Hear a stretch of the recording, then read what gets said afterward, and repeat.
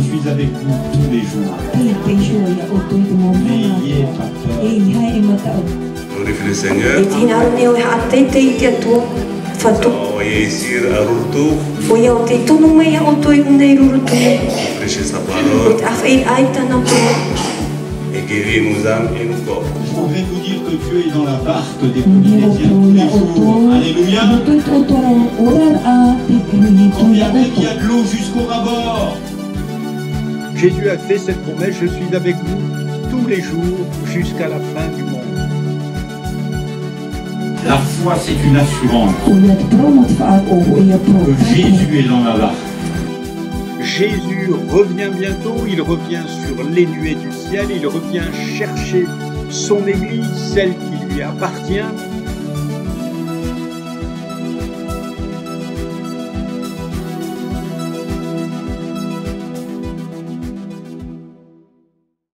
On bénit Jésus qui est au milieu de nous.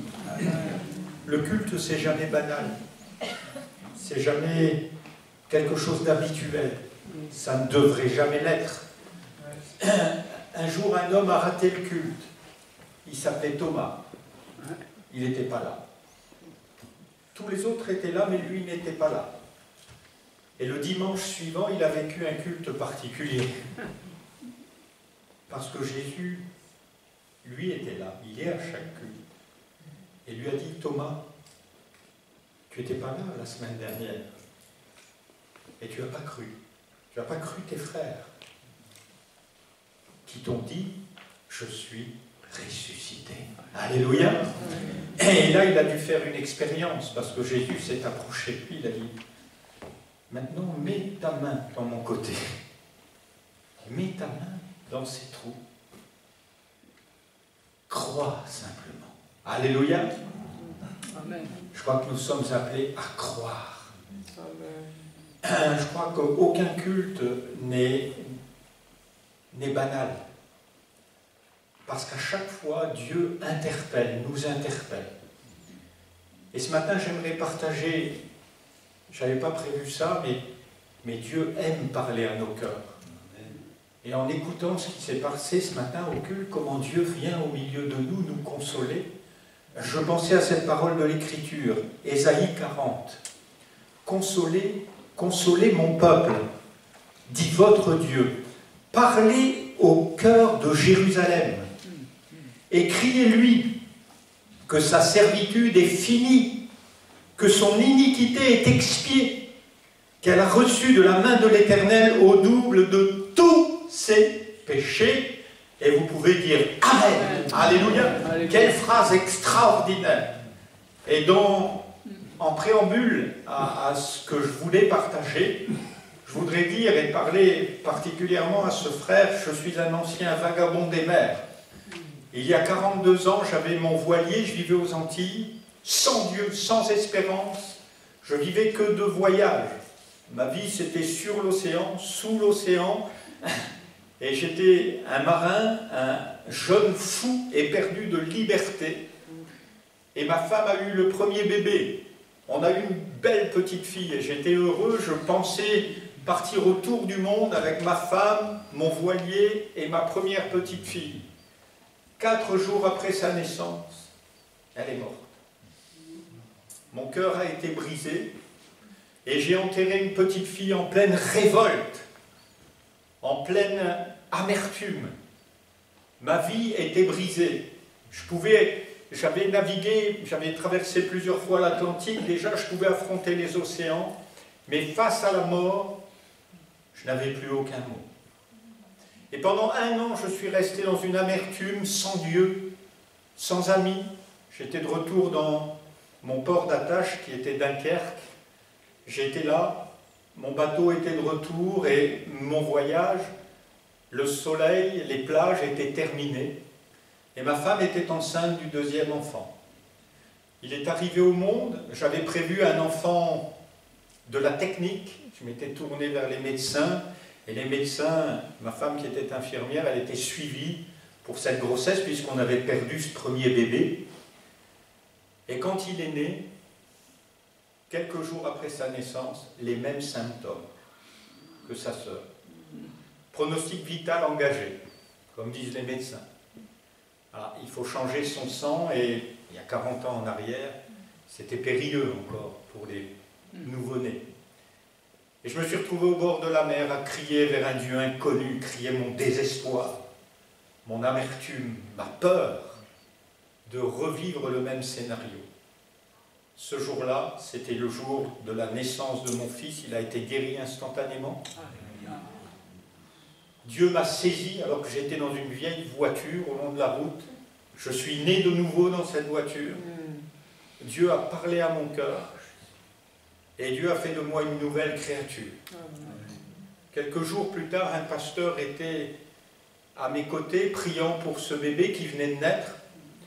Et j'ai commencé à venir dans les réunions pendant 6 mois. À chaque fois que j'entrais à chaque culte, mes yeux se mettaient à couler.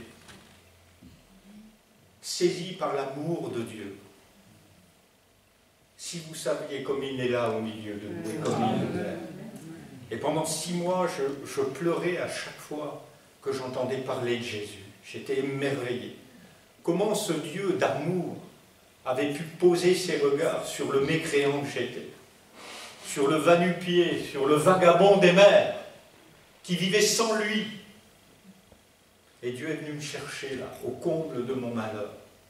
Mon enfant a été guéri. Et j'avais gardé dans mon cœur, bien sûr, une plaie de la mort.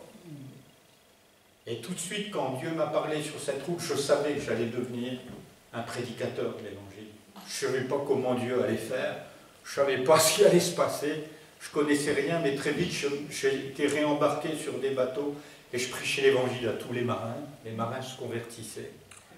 Et Dieu savait que j'allais devenir un jour un pasteur, et Dieu m'a donné une vision. Il m'a donné très peu de visions, mais j'ai eu une vision que je vais partager avec vous. Et il y avait 2 brebis, une brebis et un agneau, et Dieu a très vite matérialisé que j'étais cette brebis, et que devant moi il y avait un agneau, il y avait une prairie merveilleuse devant nous, et on était heureux.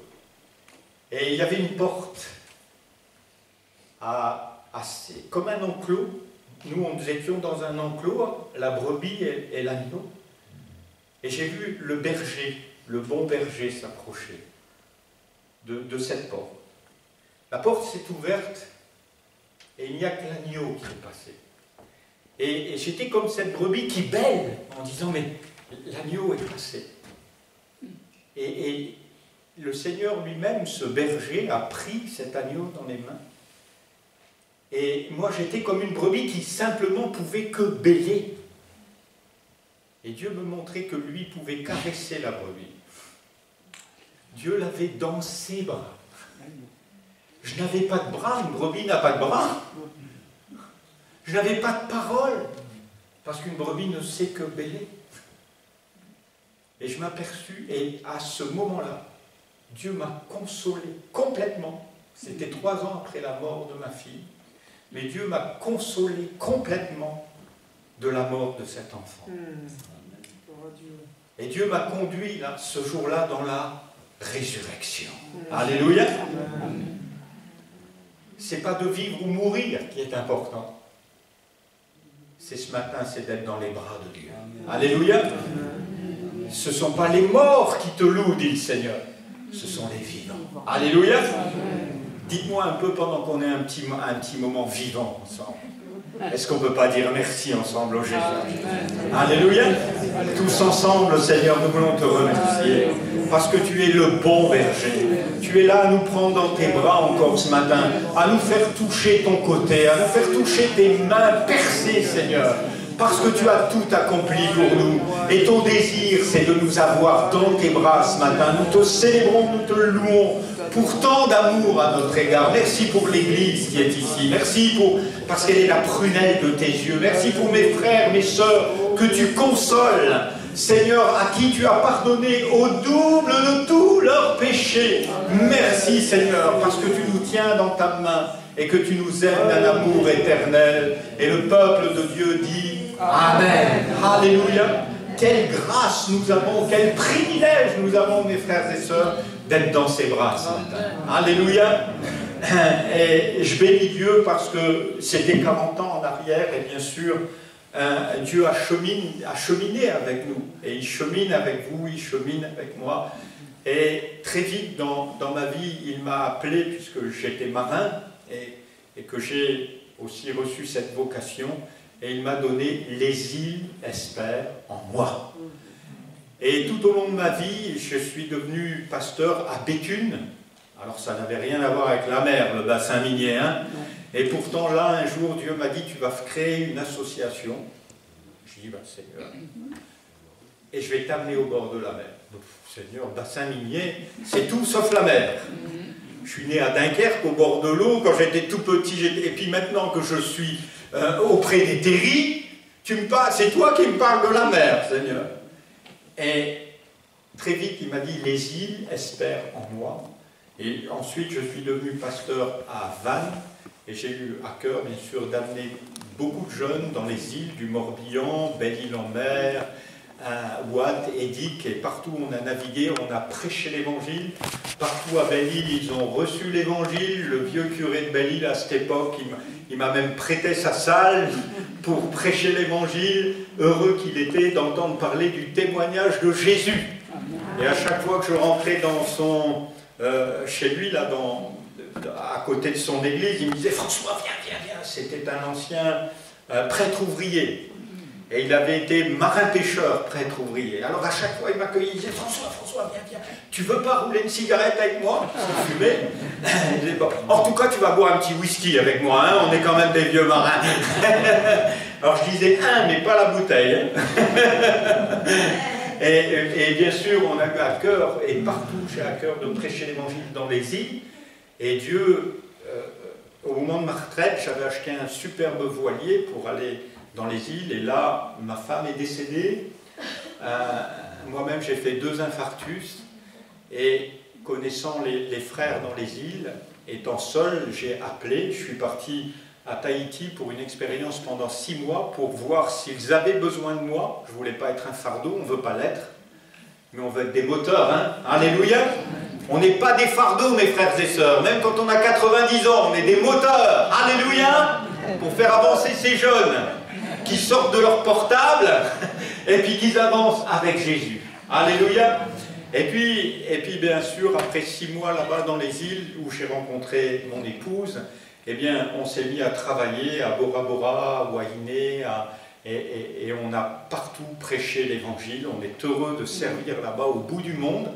Et on a encore des projets pour cette année, mais on est rentré en France pour quelques mois pour voir aussi la famille, préparer la maison, parce qu'on a une maison encore en Bretagne, à Vannes, et puis pour aussi vous voir dans les églises et dire le Seigneur n'a pas fini. Jusqu'à la dernière minute, jusqu'à son retour, il faut être trouvé au service du Maître. Amen. Vous êtes d'accord avec ça? Alléluia. Sans plus tarder, on va vous passer une petite vidéo. Ça vous donnera une idée de notre travail, de ce qui se fait. Voilà, ça dure 4 minutes et tout de suite après, on ouvre la parole. Vous êtes d'accord? Alléluia. On y va. J'espère qu'il y a le son.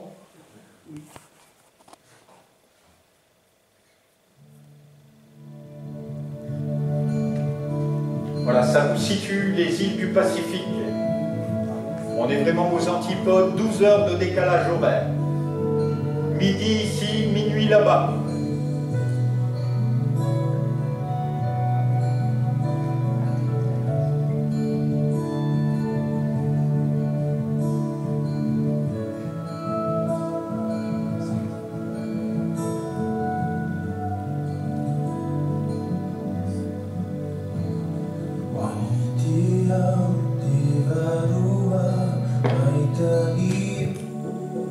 Il y a 40 ans, en arrière, j'ai reçu un appel de Dieu. Dieu m'a dit « Les îles espèrent en moi ».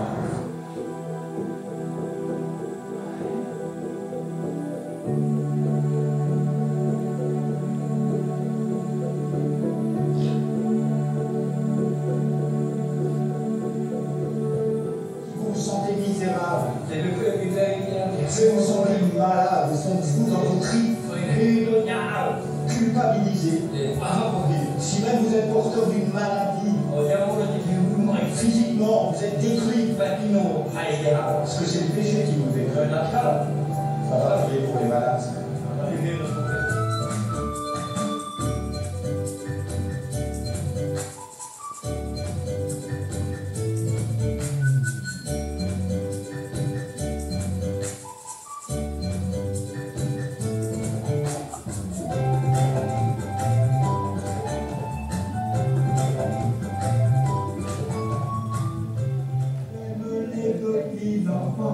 Comme toi, Jésus aime les petits enfants comme toi.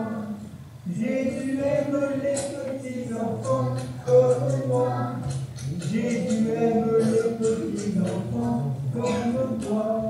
Allez.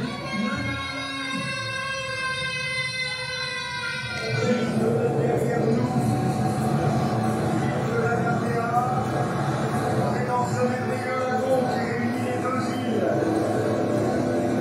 Et là-bas derrière nous, le roi du merveilleux Pacifique. Nous avons le Thomas ce mois-ci et nous avons besoin de votre soutien absolument. J'ai vu Guaïné, un duo, et j'ai vu l'atterrissage de l'avion. Je sentais que Dieu couvrit cette île. Vous savez, comme une poule couvre ses coussins. Et je réalisais ce matin comment Dieu vous couvre. Alléluia. Et je réalise à quel point c'était une prédication prophétique. Il y a des cellules. En fait, c'est les nids de Dieu. Alléluia. Pour couvrir cette île. Alléluia. Il y a des choses qui arrivent.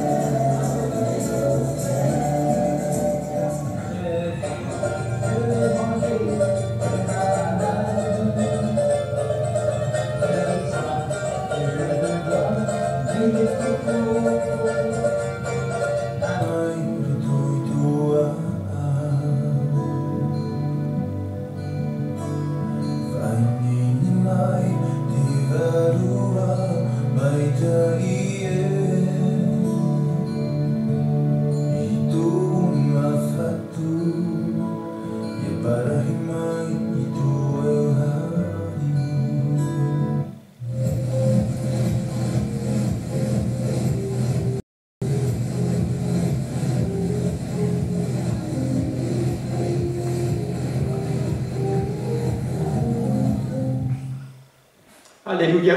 Voilà donc, pour vous situer un petit peu, nous travaillons maintenant donc dans tout le Pacifique, sous la forme bien sûr associative de vagues d'espoir, et nous sommes heureux de partager ce moment, ce culte avec vous. Sans plus tarder, on va ouvrir la parole.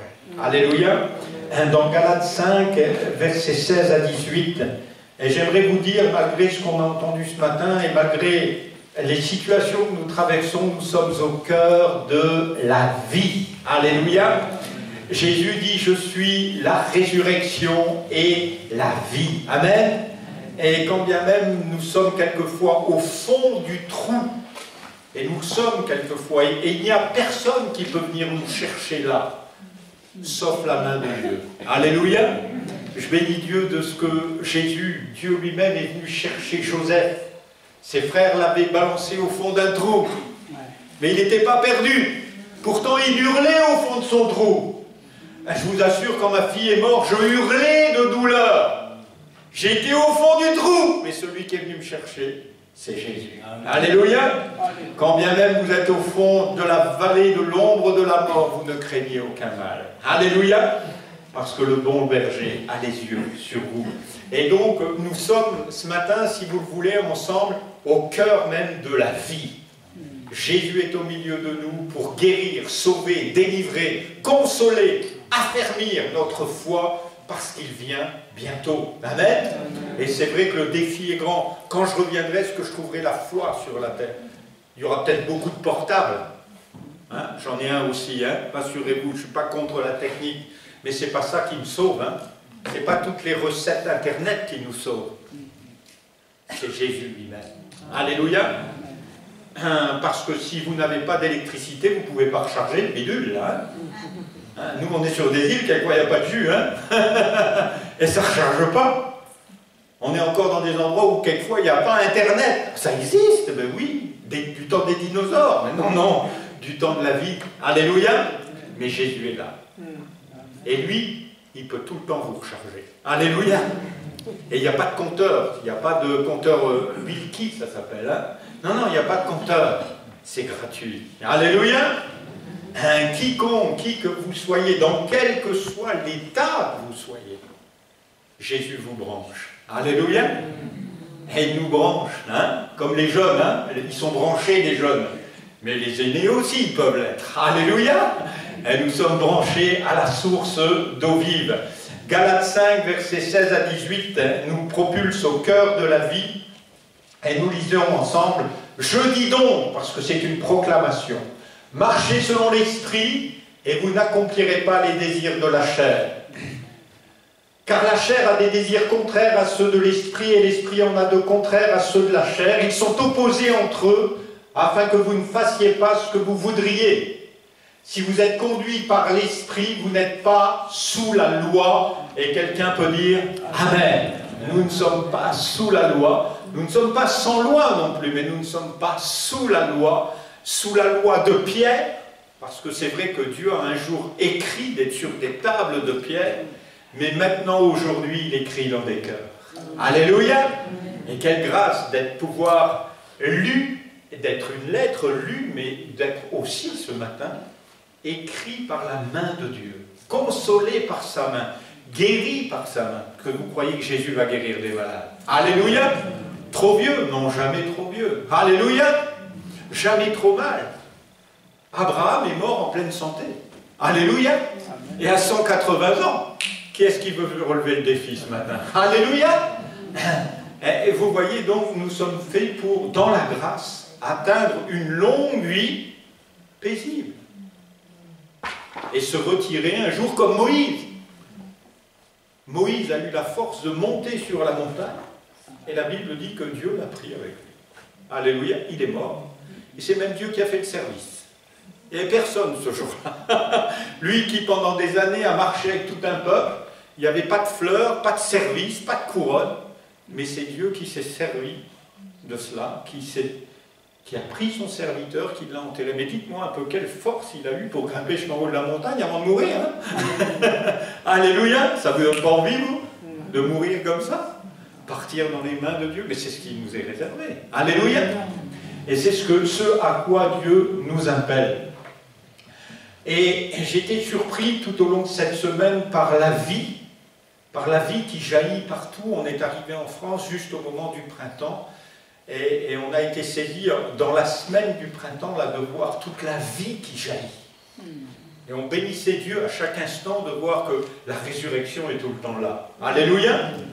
Et qu'il faut vraiment être complètement aveugle pour ne pas voir Dieu marcher sur la terre. Hein? Parce qu'il est partout. Les roses sont en train de fleurir partout dès le matin. C'est embaumé, il y a des parfums partout. Et Dieu bien propulse la vie. Et j'étais marqué par cette vie qui jaillit, et dès que la vie jaillit, eh bien, quand vous voyez un enfant naître, tout de suite, il commence à crier. Il commence à manifester cette vie, et tout de suite, il commence à grandir déjà, à prendre du poids et à grandir. L'apôtre Paul dira « Christ est ma vie ». Alléluia. Et bien sûr, il y a cette opposition de la chair, on l'a vu ensemble.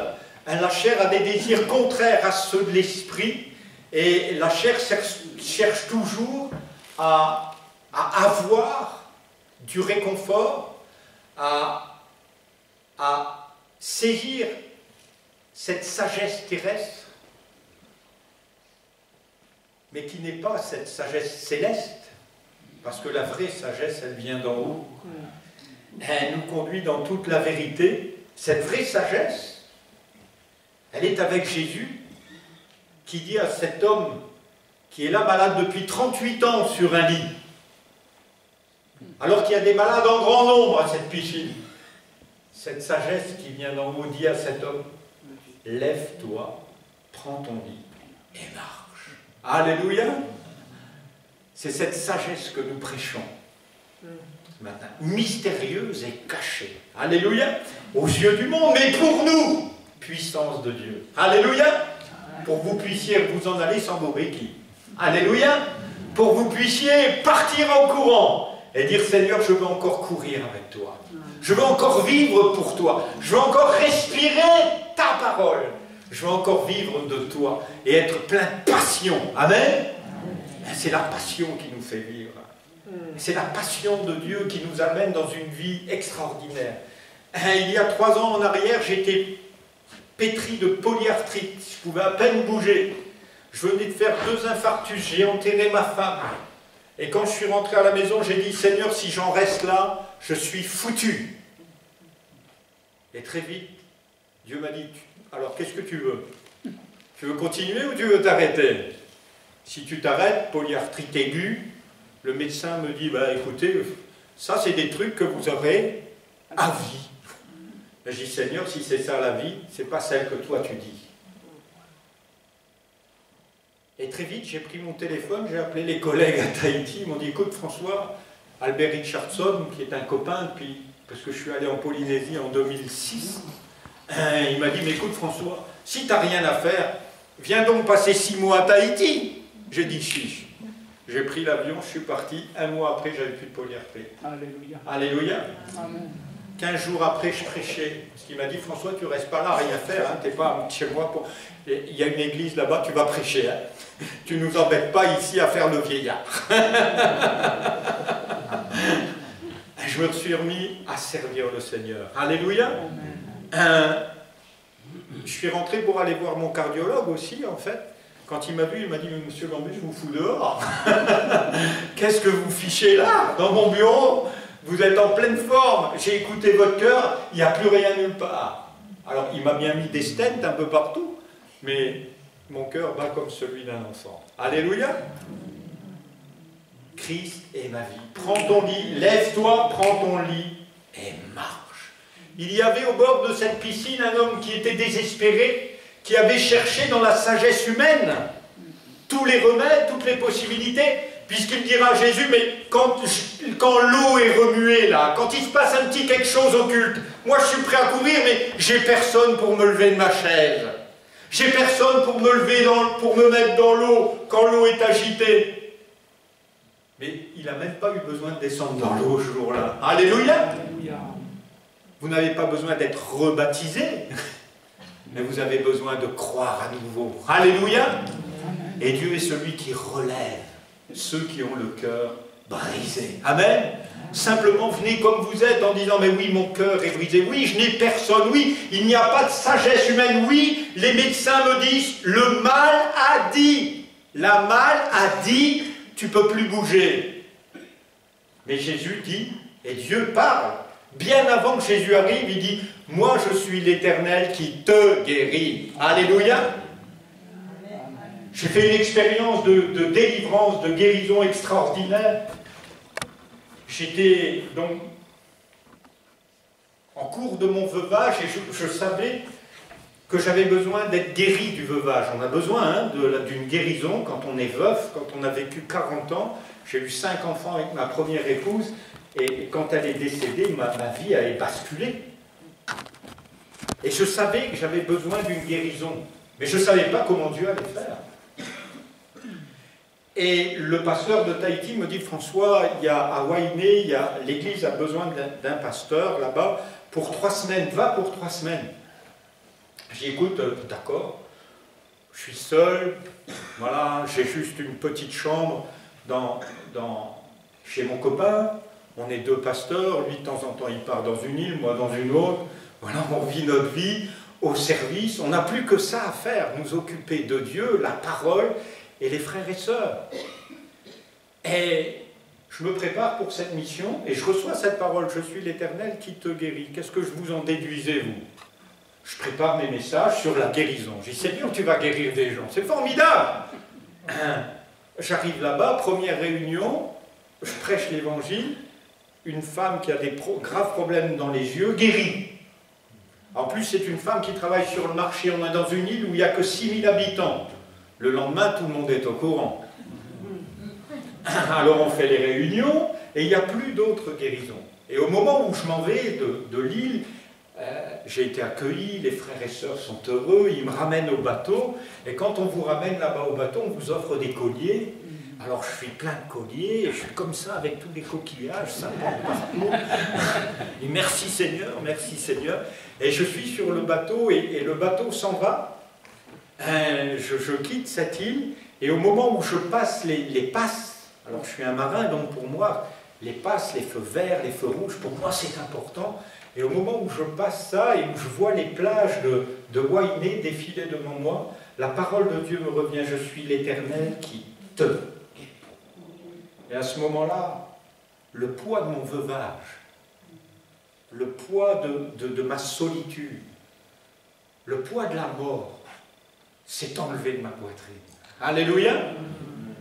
Jésus dit, je suis l'Éternel qui te guérit. Alléluia.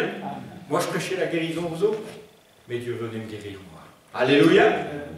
J'aimerais vous dire qu'il y a une parole pour vous ce matin. Alléluia.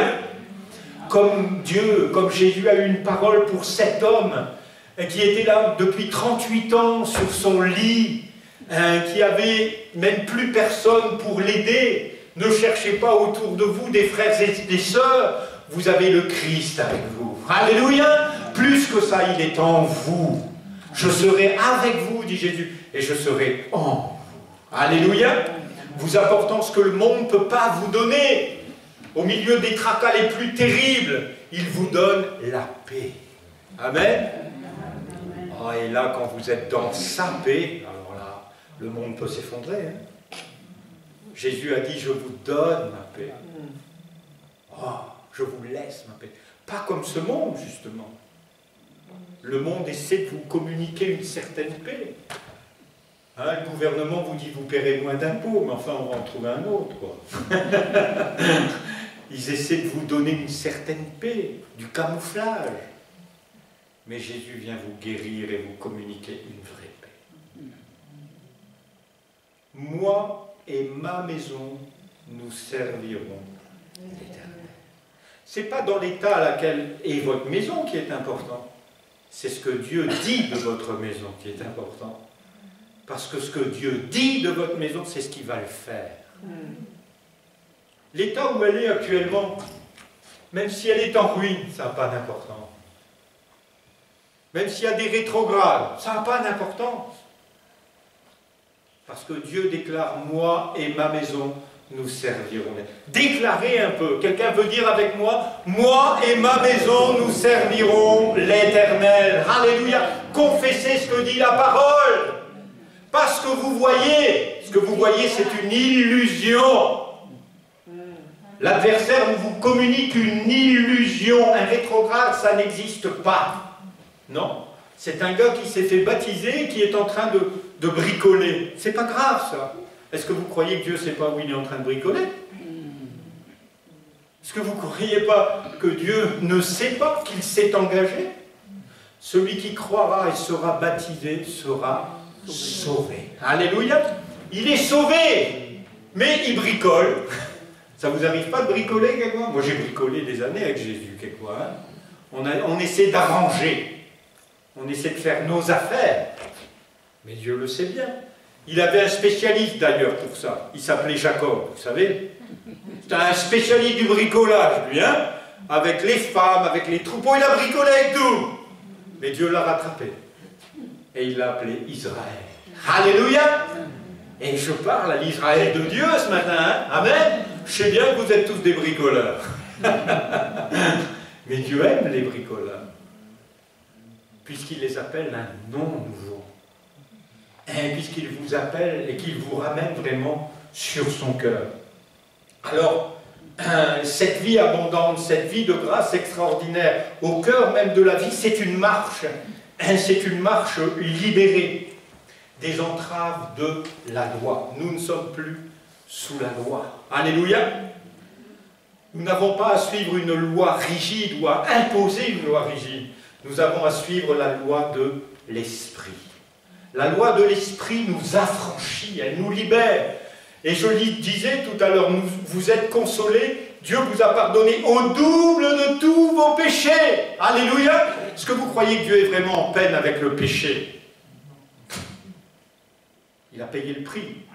Alors même que nous étions des adversaires, de ces adversaires, Dieu a purifié nos péchés. Vous savez, si Dieu vous repassez maintenant le cinéma, le film de ma vie, entre 20 et 25 ans, je me sauve en courant.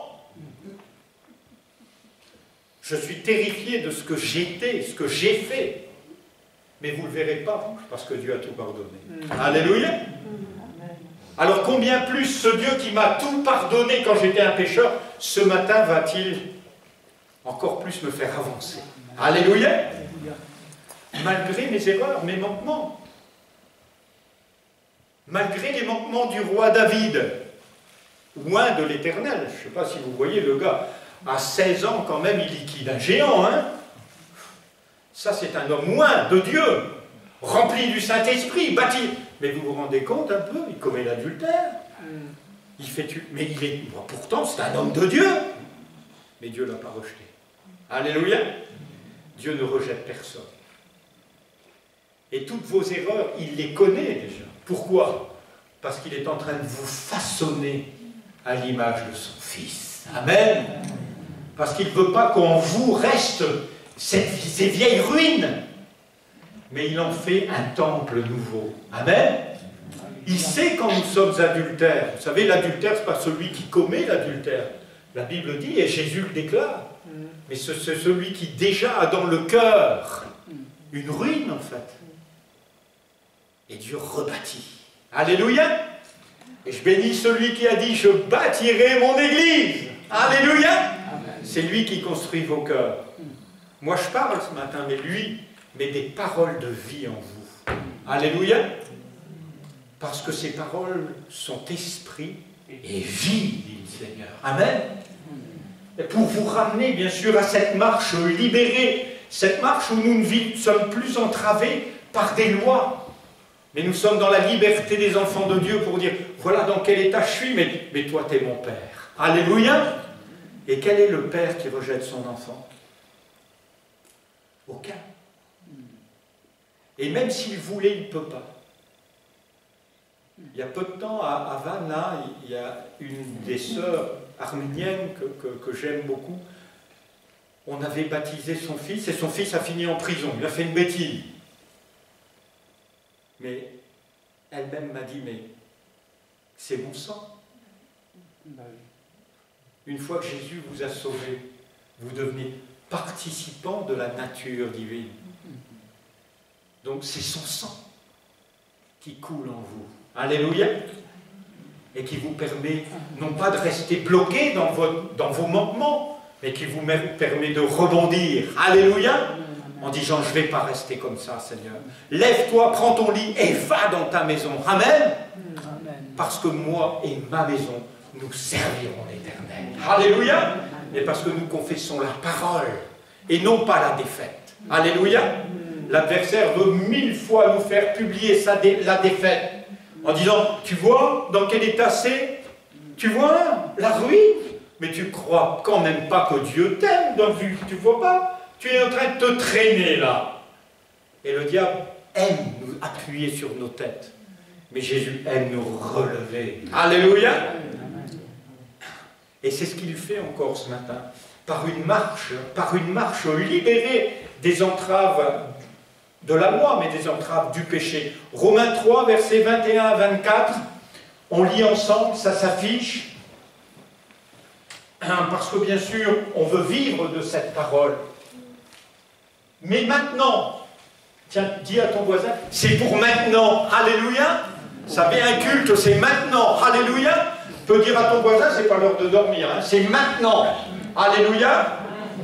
Mais maintenant, sans la loi, est manifestée la justice de Dieu, à laquelle rendent témoignage la loi et les prophètes.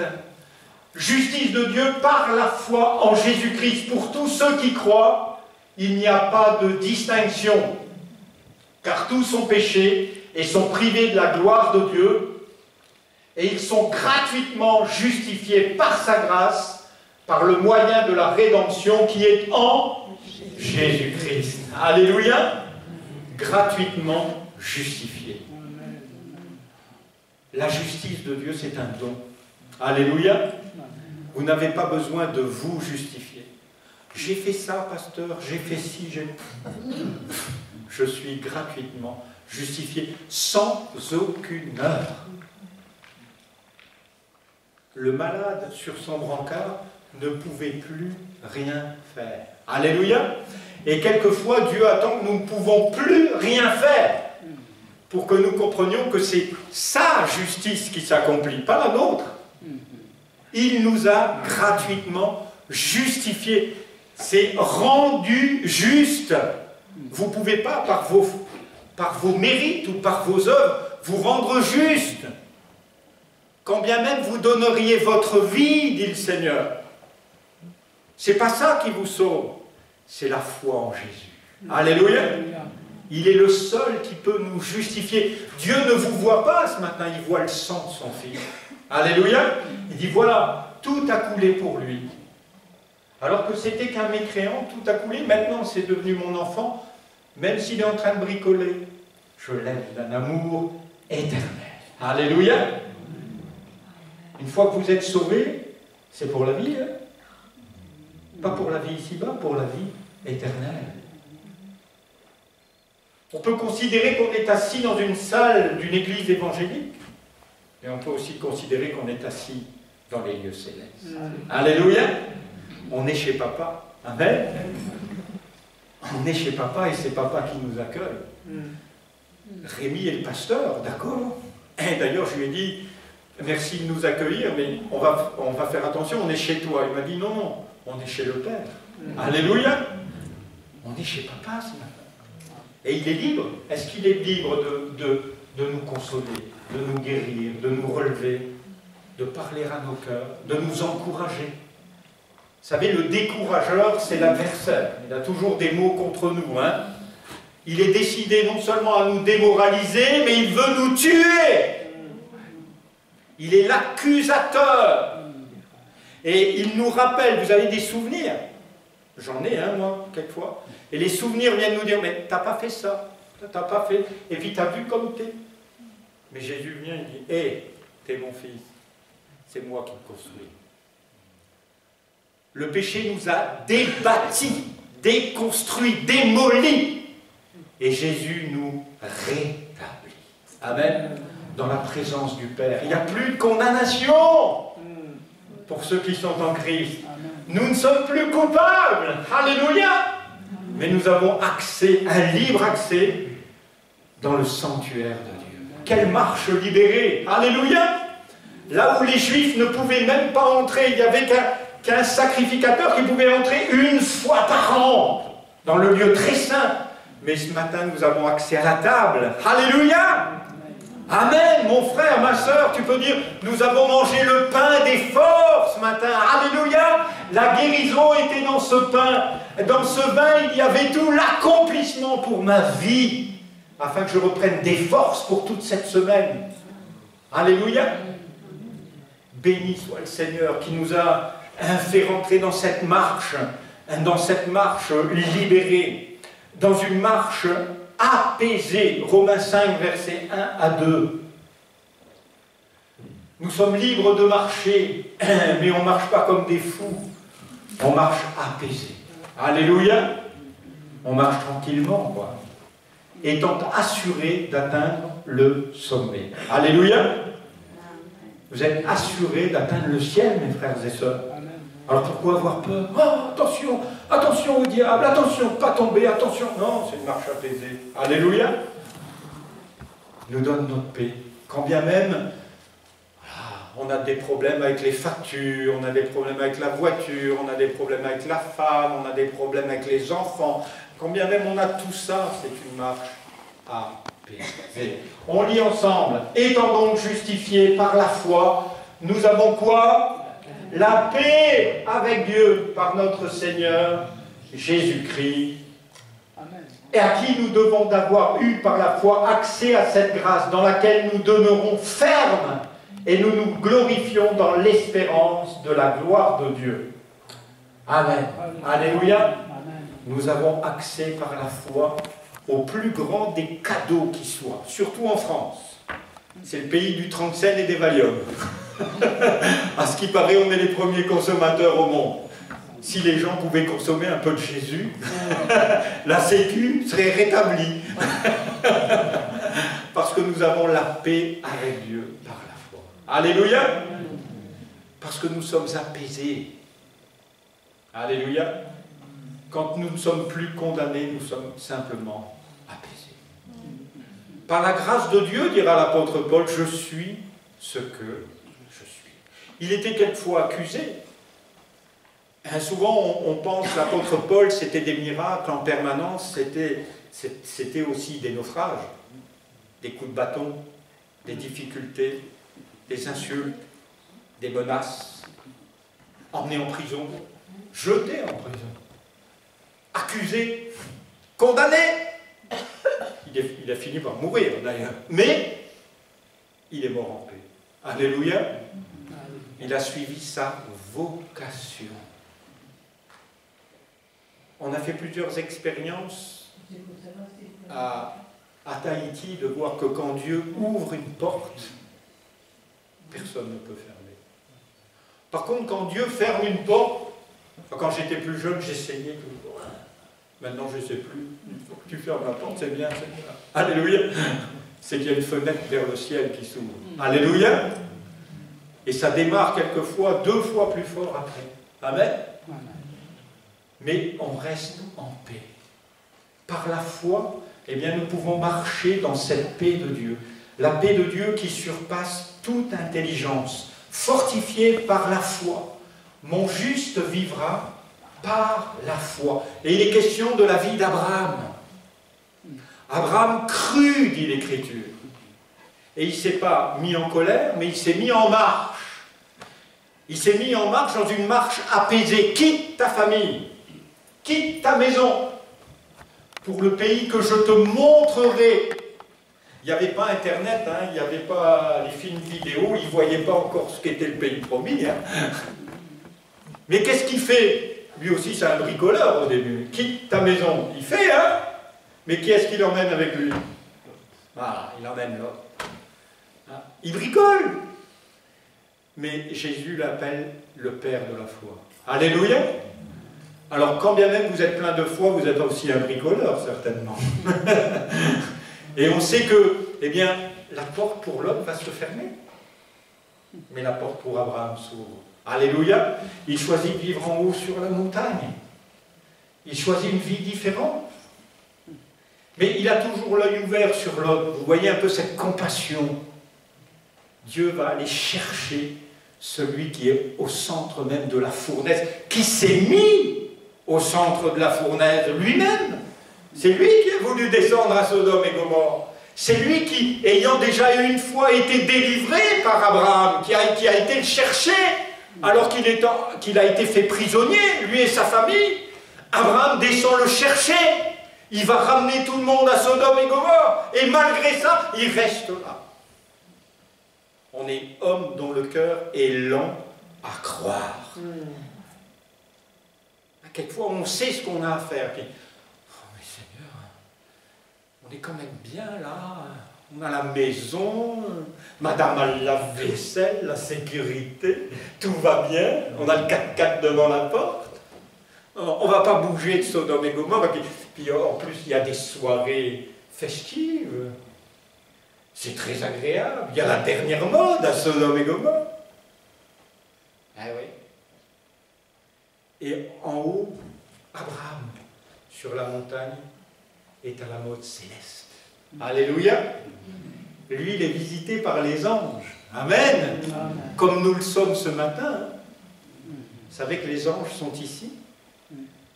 Ils sont émerveillés par vos cœurs.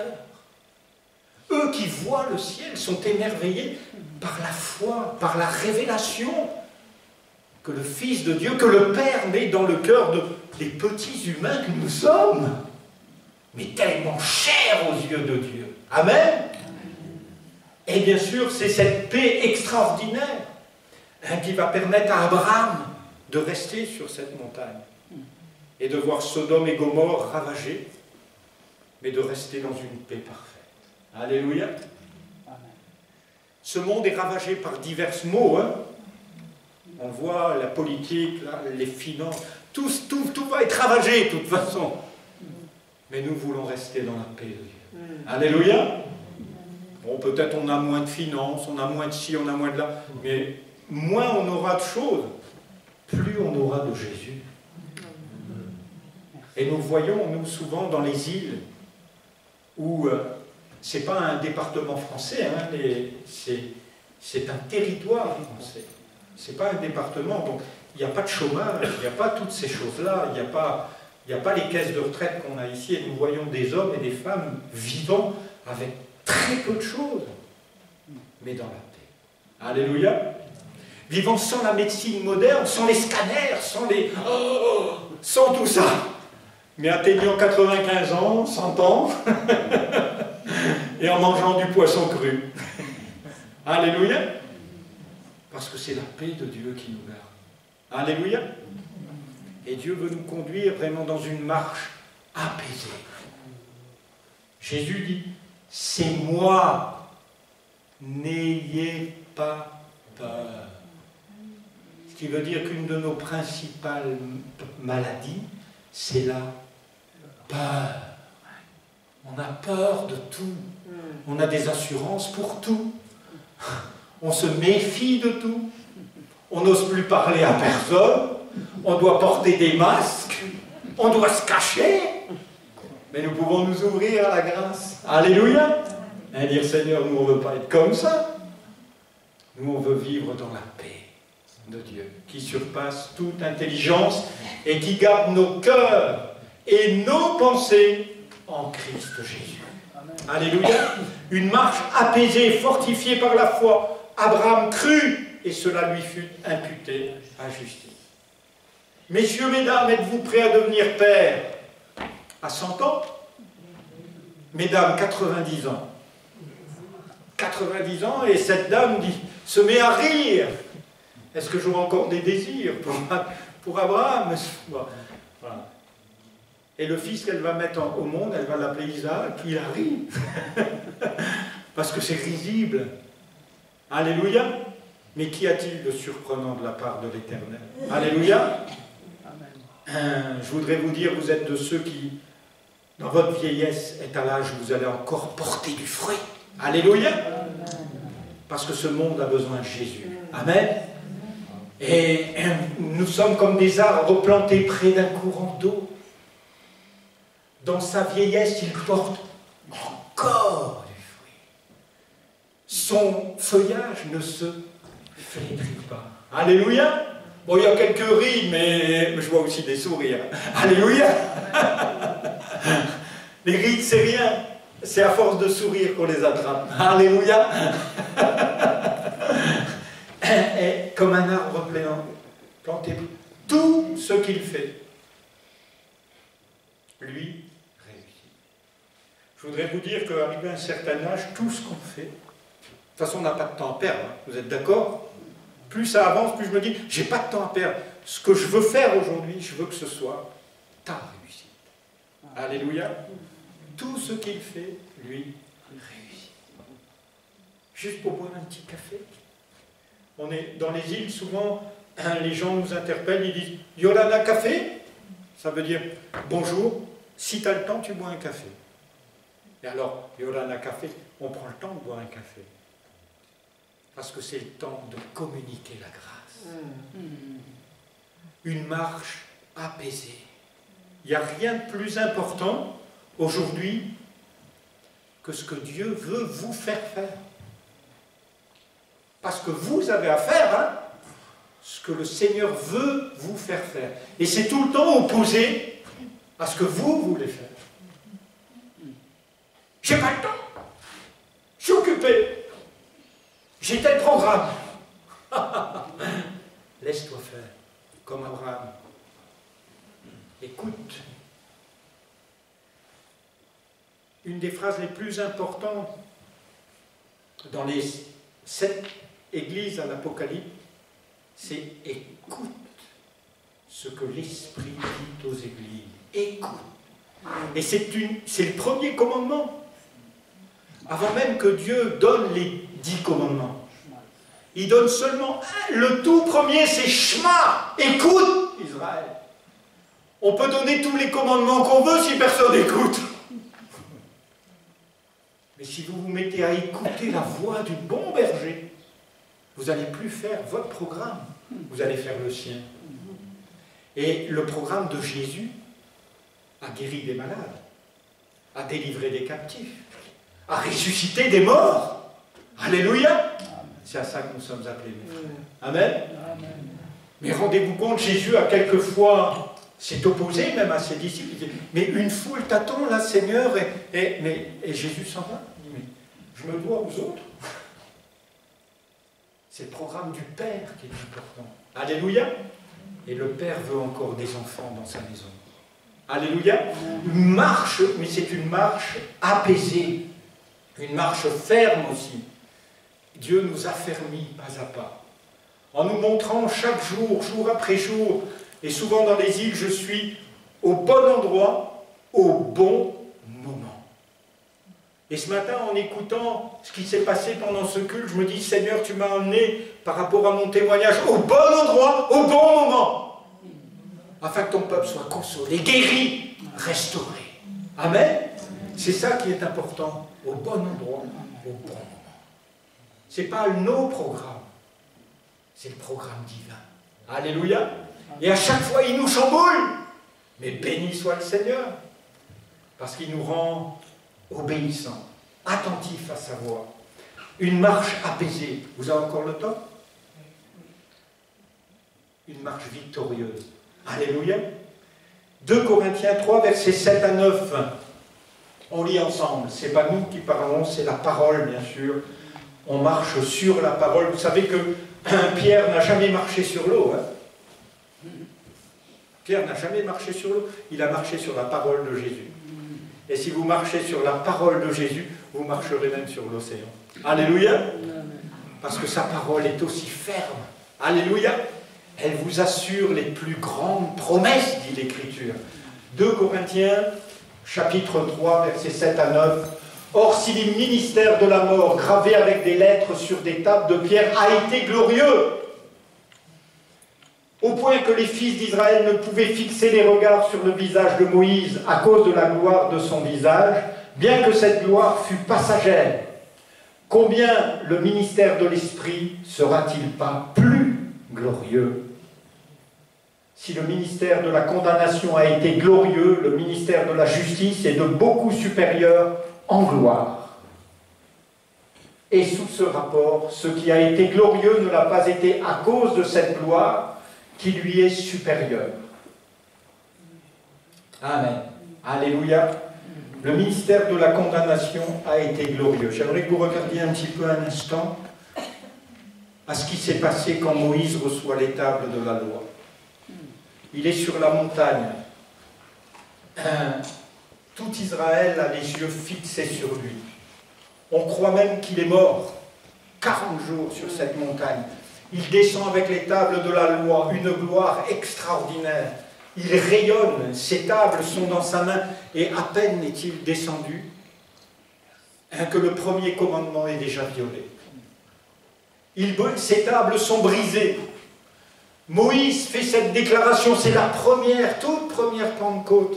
Il célèbre la parole écrite sur des tables de pierre. Et Moïse dit, maintenant, séparez-vous. 3000 vont mourir. C'est glorieux. Moïse, on ne pouvait pas regarder son visage. tant la puissance de Dieu était sur lui. Mais le ministère de l'Esprit,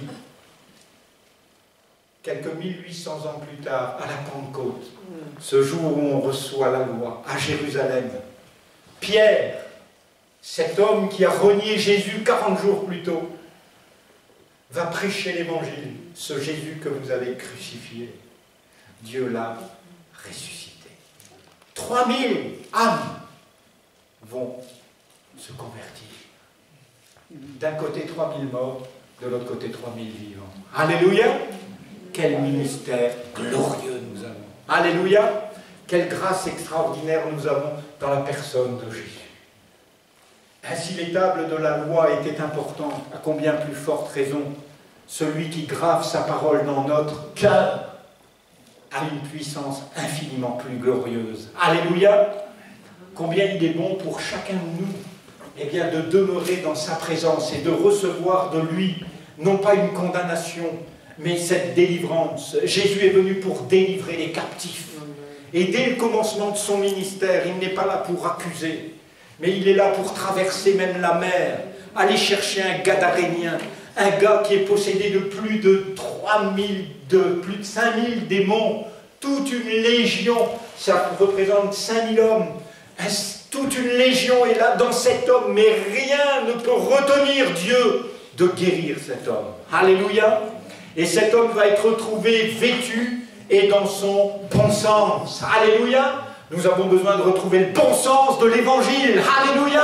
Et le bon sens de l'évangile, c'est la puissance de Dieu pour le salut de quiconque croit. C'est la délivrance de toute forme de culpabilité. C'est la délivrance et c'est la guérison des malades. Et bien sûr, non seulement Jésus est venu détruire l'œuvre du diable.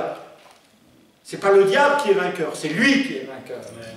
Il l'a vaincu. Et dès le début du ministère, ce n'est pas à la fin, à la croix, dès le début, alors qu'Adam et Ève ont perdu cette grâce, alors qu'ils étaient dans un jardin d'Éden, ils ont perdu la vision de Dieu. Alors que Jésus est dans un désert aride, lui, il va sauver l'humanité entière. Alléluia! Il va vous sauver afin que vous ne soyez plus jamais dans l'aridité du désert, mais que vous soyez toujours dans sa présence. Alléluia! Et vous puissiez saisir cette parole, je suis avec toi tous les jours jusqu'à la fin du monde. Pas seulement dimanche, pas seulement la Sainte Seine, je vais être avec toi dans ta maison. Je vais rentrer avec toi après ce culte. Même si tu as peur d'affronter ton mari, les enfants, si tout le monde est contre toi, moi je vais être avec toi. Alléluia! Un ministère glorieux. Alléluia! Quelle gloire extraordinaire. Christ en nous, l'espérance de la gloire. Une marche victorieuse et glorieuse. L'adversaire a cru terrasser, et il pense encore terrasser l'Église dans cette fin des temps.